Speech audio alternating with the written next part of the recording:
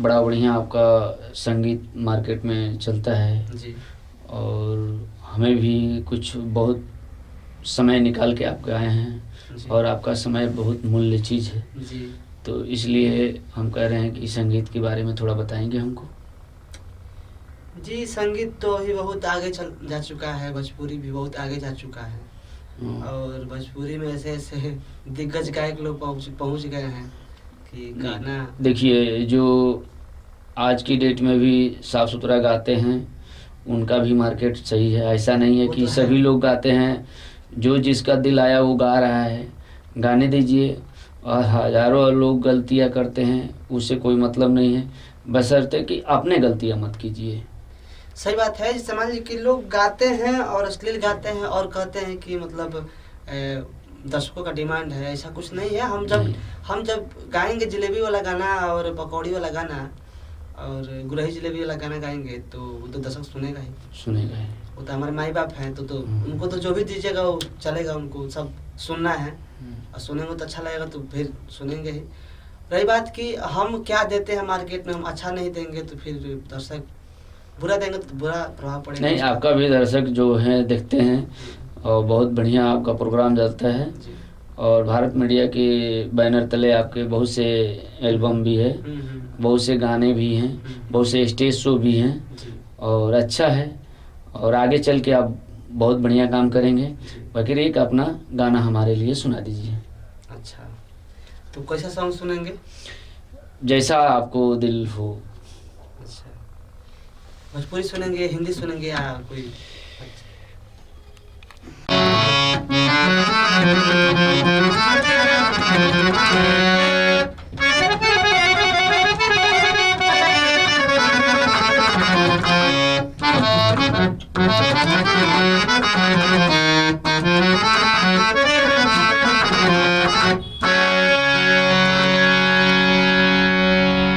देखिए,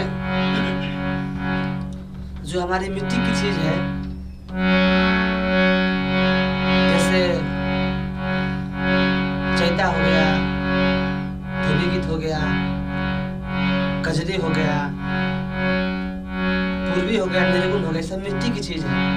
प्रथा गीत है, विदाई गीत है, सब अपने यहाँ भोजपुरी का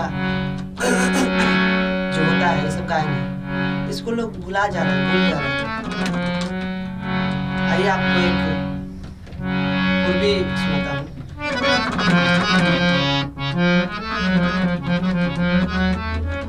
एक विरह रस का। संगत पे कोई तो है नहीं, अकेले ही गाता हूँ। जुल्मी जमाना न समझे दर्दिया, कैसे कहीं दिल के बात, कहलो न जाला, रहलो न जाला, कैसे कटे दिन रात, कैसे कटे दिन रात। ऐसनो है ऐसन निर्दया, न सुधियो न ले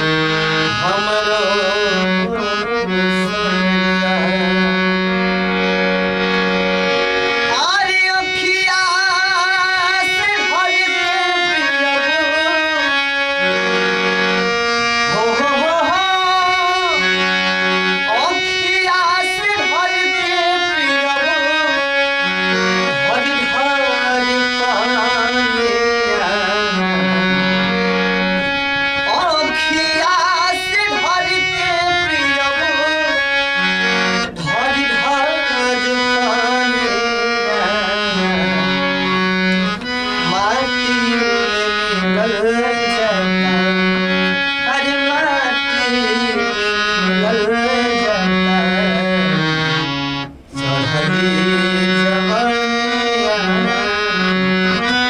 माटी में मिलल जाता, चढ़ली जवनिया माटी में मिलल जाता। इसका अंतरा है कि बोने से पहले, अरे बोने से पहले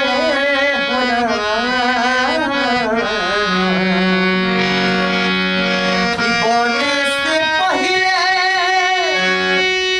उजड़ गइल खोता,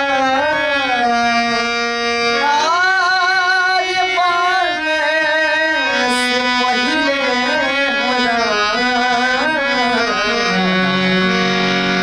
कि बोने से पहले, बोने से पहले, बोने से पहले उजड़ गइल खोता, हे परदेसी बरदास नहीं हो, हे परदेसी बरदास नहीं हो। लोग बाकी हमके अरे मारे लताना,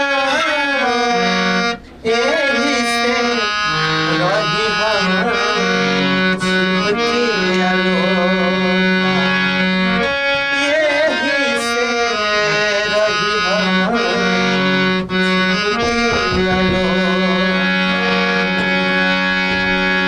हो है ओ बही अधूरा बाटे, अपने पूर्ति का एक अलग अंदाज है, इसमें आलाप होता है कैसे। ओ बही अधूरा बाटे, हो है ओ बही अधूरा बाटे, अरे प्यार की कहानियाँ, ओ बही अधूरा बाटे, आ प्यार के कहानियाँ